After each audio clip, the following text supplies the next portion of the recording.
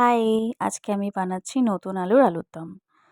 এখানে আলুগুলোকে আমি সেদ্ধ করে খোসা ছাড়িয়ে নুন, হলুদ, সর্ষের তেল দিয়ে মাখিয়ে রেখেছিলাম। তারপর কড়াতে সর্ষের তেল গরম করে আলুগুলোকে ভালো করে ভেজে নিয়ে আলুগুলো একটু সাইড করে ফোড়নে দিলাম থেতো করা গোটা গরম মশলা, গোটা জিরে আর একটা শুকনো লঙ্কা। ফোড়নটা দেওয়ার পর তারপর ধনেপাতার ডাঁটিগুলো দিয়ে একটু নাড়িয়ে নিয়ে মশলা দিয়ে দিলাম।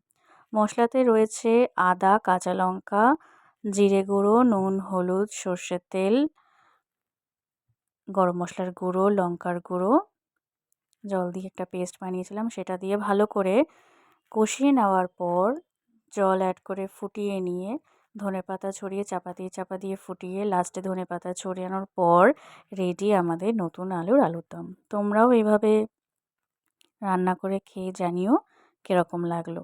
বাই।